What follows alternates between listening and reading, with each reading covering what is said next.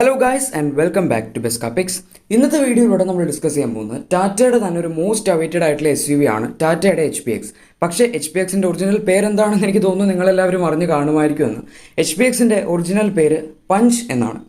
Punch എന്നാണ് ടാറ്റ ഈ വാഹനത്തിന് പേരിട്ടിരിക്കുന്നത്. എനിക്കെന്തോ കുറച്ചധികം ഉൾക്കൊള്ളാൻ ബുദ്ധിമുട്ടുള്ളൊരു പേര് പോലെ തോന്നി. കാരണം ആരും അങ്ങനെ പഞ്ച് എന്ന് പറയുന്ന ഒരു വാഹനം HPXന് എക്സ്പെക്ട് ചെയ്യില്ല. ഇനി അതാണ് ഈ വാഹനത്തിൻ്റെ ശരിക്കുള്ള പേര്. ഇനി ഞാൻ ഈ വാഹനത്തിൻ്റെ റിവ്യൂ എന്തുകൊണ്ടാണ് നേരത്തെ ചെയ്യാതിരുന്നത്? ഈ വാഹനം ഇന്നലെയാണ് അൺവെയിൽ ചെയ്തത്. പക്ഷേ ഇതിൻ്റെ റിവ്യൂ ഞാൻ ഇന്നാണ് ചെയ്യുന്നത്. അതിൻ്റെ ഒരു കാരണം ഞാൻ ഇന്നലെ ട്രാവലിംഗിലായിരുന്നു. എനിക്ക് ഇന്നലെ ഒരു ആവശ്യം ഉണ്ടായിരുന്നു. ഏതായാലും അതൊക്കെ അവിടെ നിൽക്കട്ടെ. നമുക്കിനി ടാറ്റയുടെ പഞ്ചിലേക്ക് വരാം. സോ പഞ്ച് എന്ന് പറയുന്ന ഒരു വാഹനത്തിൻ്റെ ഓവറോൾ ഡിസൈൻ ആസ്പെക്ട്സ് നോക്കുകയാണെങ്കിൽ ഈ വാഹനത്തിൻ്റെ ഫ്രണ്ടിലത്തെ ഡിസൈൻ ആക്ച്വലി ഹാരിയറുമായിട്ട് വളരെയധികം ഇൻസ്പയർഡ് ആയിട്ടുള്ള രീതിയിലാണ് ചെയ്തിരിക്കുന്നത്. ഇൻസ്പയർഡ് മനസ്സിലായില്ലേ? ഓക്കെ. എന്തായാലും ഈ വാഹനത്തിൽ സ്പ്ലിറ്റ് ഹെഡ് ലാംപ്സിൻ്റെ ഒരു ട്രീറ്റ്മെൻ്റ് ആണ് അവർ ഉപയോഗിച്ചിരിക്കുന്നത്.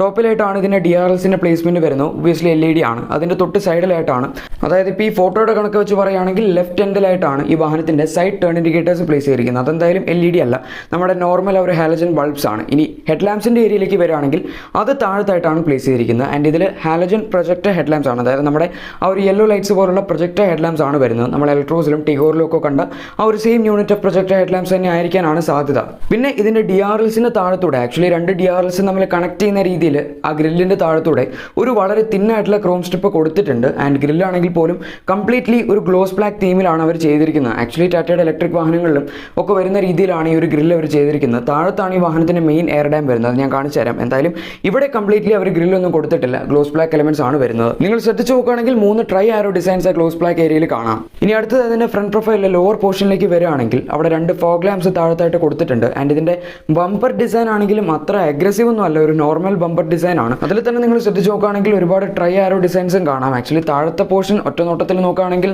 കുറച്ച് ക്രോസ് എലമെന്റ്സ് ആയിട്ട് തോന്നുള്ളൂ. അത് പക്ഷേ ആക്ച്വലി ട്രൈ ആരോ ഡിസൈൻസ് തന്നെയാണ്.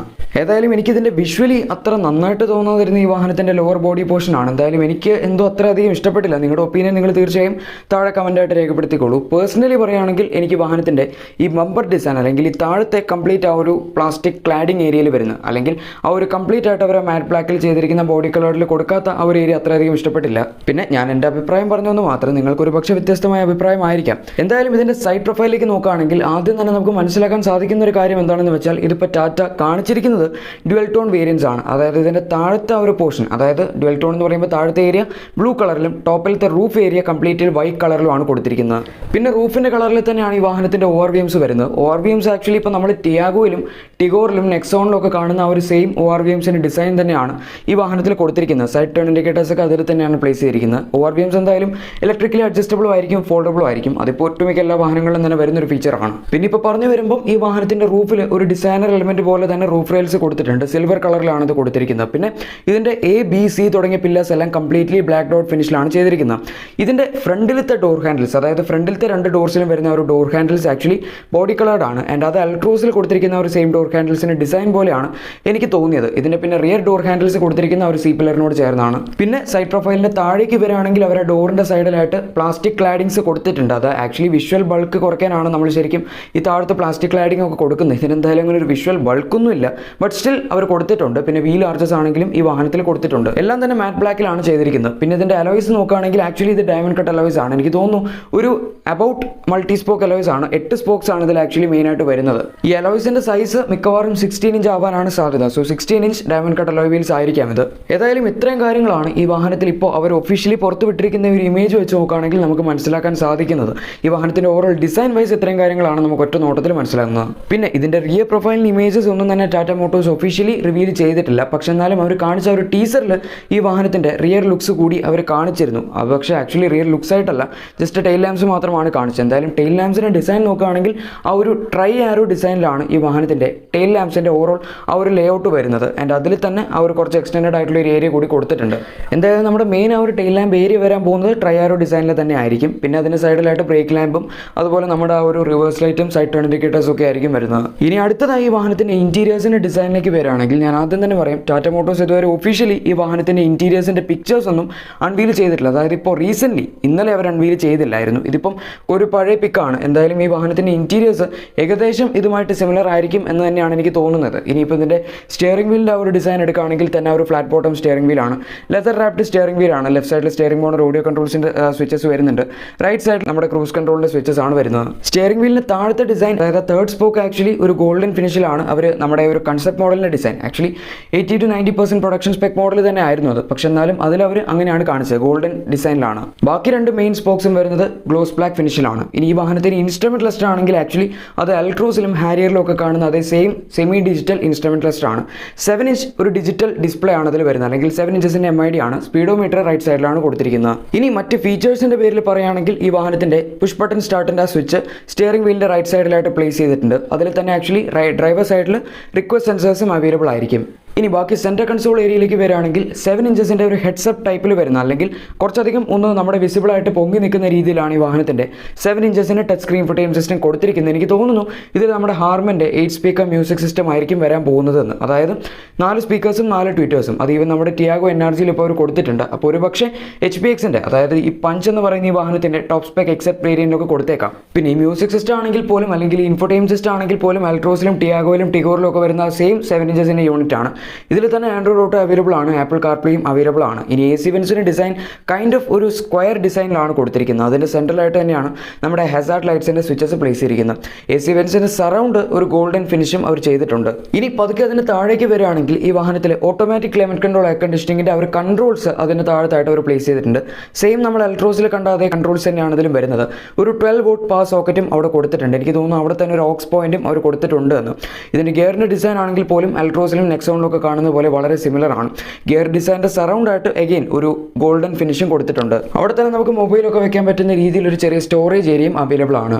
ഇനി അടുത്തതായി വാഹനത്തിൻ്റെ ഓവറോൾ ഇൻറ്റീരിയേഴ്സിൻ്റെ ഡിസൈൻ നോക്കുകയാണെങ്കിൽ ആക്ച്വലി ഒരു മോണോട്ടോൺ ഡിസൈനിലാണ് ഇപ്പോൾ ഇവിടെ ഇവർ കാണിച്ചിരിക്കുന്നത്. ഒരു പക്ഷേ ഡ്യുവൽ ടോണിൽ വരുമായിരിക്കും പ്രൊഡക്ഷൻ സ്പെക് മോഡലിലേക്ക് വരുമ്പോൾ. ഇതിപ്പോൾ ജസ്റ്റ് നമുക്കൊരു റെൻഡേഡ് ഇമേജ് ആണ്. ഇതിൻ്റെ ഡാഷ്ബോർഡിൻ്റെ ഡിസൈനൊക്കെ, അല്ലെങ്കിൽ അവർ സെൻറ്റർ കൺസോൾ ഏരിയയുടെ ഡിസൈനൊക്കെ ഏകദേശം സിമിലർ തന്നെയായിരിക്കും പ്രൊഡക്ഷൻ സ്പെക് മോഡലിലേക്ക് വരുമ്പോഴും.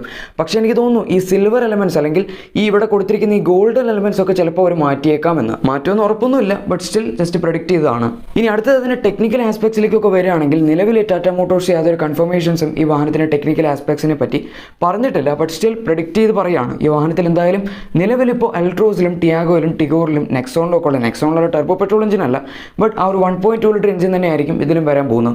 പക്ഷേ നാച്ചുറലി ആസ്പിറേറ്റഡ് ഫോമിലായിരിക്കും ഇനീഷ്യൽ സ്റ്റേജിൽ വരുന്നത്. അതായത് 86 PS പവറും 113 Nm ടോർക്കും ആയിരിക്കും ഇതിൻ്റെ പവർ ഫിഗേഴ്സ് വരാൻ പോകുന്നത്. ഇനി ഇതിൻ്റെ തന്നെ ഒരു പക്ഷേ ലേറ്റസ്റ്റ് സ്റ്റേജിൽ, അതായത് ഇപ്പോൾ വരില്ല, കുറച്ച് കാലം കഴിഞ്ഞ്, അതായത് ഒരു 8 to 12 മന്ത്സിൻ്റെ ഗ്യാപ്പിൽ ചിലപ്പോൾ ഒരു ടർബോ പെട്രോൾ വേർഷൻ കൂടി വന്നേക്കാം. അങ്ങനെ വരികയാണെങ്കിൽ ഒരു പക്ഷേ അൾട്രോസിൻ്റെ ഒരു സിമിലർ പവർ ഫിഗേഴ്സ് ആയിരിക്കും വരാൻ പോകുന്നത്. അതായത് ഏകദേശം 110 PS പവറും ആൻഡ് 140 Nm ടോർക്കും. ഈ വാഹനത്തിൽ എന്തായാലും ഡീസൽ എഞ്ചിൻ അവൈലബിൾ ആയിരിക്കില്ല എന്നാണ് നമുക്കിപ്പോൾ നിലവിൽ കിട്ടിയിരിക്കുന്ന ഇൻഫർമേഷൻ. എന്തായാലും നമുക്ക് നോക്കാം ഡീസൽ എഞ്ചിൻ വരുമോ ഇല്ലയോ എന്ന്. അതൊക്കെ അറിയണമെങ്കിൽ അവർ ഈ വാഹനം ആദ്യം അൺവീൽ ചെയ്യേണ്ടി വരും. പിന്നെ ഇനി ഇതിൻ്റെ ബേസിക്സ് പറയുകയാണെങ്കിൽ ഇതൊരു മൈക്രോ SUV കാറ്റഗറിയിൽ വരാൻ പോകുന്നൊരു വാഹനമാണ്. ഒരു പുതിയ സെഗ്മെൻ്റ് ആണ് ഇന്ത്യയിൽ. ആക്ച്വലി പുതിയതെന്ന് പറയാൻ പറ്റില്ല, കാരണം മഹീന്ദ്രയുടെ KOV 100 ഒക്കെ ഓൾറെഡി ഇപ്പോൾ ഈ ഒരു സെഗ്മെൻറ്റിലുണ്ട്. പക്ഷേ അതൊന്നും അത്ര സക്സസ്ഫുൾ അല്ല. എന്തായാലും ഈ വാഹനം വരാൻ പോകുന്ന മൈക്രോ SUV സെഗ്മെൻറ്റിലാണ്. അൾട്രോസിൻ്റെ സെയിം ആൽഫ പ്ലാറ്റ്ഫോമിൽ ബേസ് ചെയ്തിരിക്കുന്ന ഒരു വാഹനമാണിത്. ആൽഫ പ്ലാറ്റ്ഫോം എന്ന് പറയുമ്പോൾ ആക്ച്വലി ഇതൊരു 5 സ്റ്റാർ സേഫ്റ്റി റേറ്റഡ് പ്ലാറ്റ്ഫോമാണ് അൾട്രോസിലൊക്കെ പറയുകയാണെങ്കിൽ. അതുകൊണ്ട് തന്നെ ഈ വാഹനത്തിലും ഏകദേശം ഒരു 5 സ്റ്റാർ സേഫ്റ്റി റേറ്റിംഗ് വരെയൊക്കെ നമുക്ക് എക്സ്പെക്ട് ചെയ്യാം. ഇനി അടുത്തതിൻ്റെ പ്രൈസ് ആണ്. ആക്ച്വലി പ്രൈസ് പലരും 4.5 lakhs 5 lakhs അല്ലെങ്കിൽ 5.5 lakhs എന്നൊക്കെ പറയുന്നുണ്ട്. എൻ്റെ ഒരു പ്രഡിക്ഷൻസ് വെച്ച് ഞാൻ പറയാം. ഈ വാഹനത്തിൻ്റെ ബേസ് മോഡലിൻ്റെ, അതായത് XC വേരിയൻ്റെ എക്സ്-ഷോറൂം പെട്രോൾ മോഡലിൻ്റെ പ്രൈസ് സ്റ്റാർട്ട് ചെയ്യാൻ പോകുന്നത് ഏകദേശം 5.4 അല്ലെങ്കിൽ 5.6 lakhsൻ്റെ ഇടയിലായിരിക്കും. ഇനി ഇങ്ങനെ പറയാനുള്ളൊരു കാരണം ടാറ്റ മോട്ടോഴ്സിന് ടിയാഗോയുടെ മുൻപിലും, അതായത് ടിയാഗോയ്ക്ക് ശേഷവും അൾട്രോസിന് താഴെയായിരിക്കും ഈ വാഹനം അവർ പ്ലേസ് ചെയ്യാൻ പോകുന്നത്. അങ്ങനെ നോക്കുകയാണെങ്കിൽ ടിയാഗോയുടെ ഇപ്പോഴത്തെ സ്റ്റാർട്ടിംഗ് പ്രൈസ് 4.85 lakhs ആണ് എക്സ്-ഷോറൂം വരുന്നത്. അൾട്രോസിന് ഇപ്പോൾ നിലവിൽ വരുന്ന XC ബേസ് മോഡലിൻ്റെ സ്റ്റാർട്ടിംഗ് പ്രൈസ് പെട്രോളിൽ 5.85 lakhs ആണ്. അപ്പോൾ ഇതിൻ്റെ രണ്ടിൻ്റെ നടുവിൽ വരുന്നൊരു പ്രൈസ് പോയിന്റ് ആണ് 5.4 to 5.6ൻ്റേത്. ഇനി മൈക്രോ SUV എന്ന് പറയുമ്പോൾ ആക്ച്വലി ഈ വാഹനത്തിൻ്റെ ലെങ്ത് ഒക്കെ നെക്സോണിലും അല്ലെങ്കിൽ അൾട്രോസിലും ഒക്കെ കുറച്ച് ചെറുതായിരിക്കും. അതായത് ഞാൻ എക്സ്പെക്ട് ചെയ്യുന്ന ഇതിൻ്റെ ലെങ്ത് ഞാൻ പറയാം, 3850 mm-ൻ്റെയും 3800 mm-ൻ്റെയും ഇടയിലായിരിക്കും മിക്കവാറും ഈ വാഹനത്തിൻ്റെ ലെങ്ത് വരാൻ പോകുന്നത്. എനിവേ ഗൈസ്, ഈ വാഹനത്തെ പറ്റിയുള്ള നിങ്ങളുടെ അഭിപ്രായം നിങ്ങൾ താഴെ കമൻറ്റായിട്ട് രേഖപ്പെടുത്തിക്കോളൂ. നമ്മുടെ ഇന്നത്തെ വീഡിയോ എല്ലാവർക്കും ഇഷ്ടപ്പെട്ട് കാണും എന്ന് തന്നെ വിചാരിക്കുന്നു. വീഡിയോ ഇഷ്ടപ്പെട്ടെങ്കിൽ മറക്കാതെ തന്നെ ലൈക്ക് ചെയ്തേക്കുക. ഇതുപോലുള്ള വാഹനങ്ങളുടെ കൂടുതൽ അപ്ഡേറ്റ്സും ഡീറ്റെയിൽസും എല്ലാം നിങ്ങൾക്ക് തന്നെ ആദ്യം ലഭിക്കാൻ താല്പര്യമുണ്ടെങ്കിൽ മറക്കാതെ തന്നെ ചാനൽ സബ്സ്ക്രൈബ് ചെയ്യുക. കൂടെ സൈഡിൽ കൊടുത്തിരിക്കുന്ന ബെൽ ബട്ടനും കൂടെ പ്രസ് ചെയ്ത് അതോടെ നോട്ടിഫിക്കേഷൻസ് ആക്കി വെച്ചേക്കുക. അപ്പോൾ ഞങ്ങളുടെ അപ്കമിംഗ് വീഡിയോസിൻ്റെ അപ്ഡേറ്റ്സും എല്ലാം നിങ്ങൾക്ക് നോട്ടിഫിക്കേഷൻസ് ആയിട്ട് ആദ്യം തന്നെ ലഭിക്കുന്നതായിരിക്കും. Thank you for watching my video.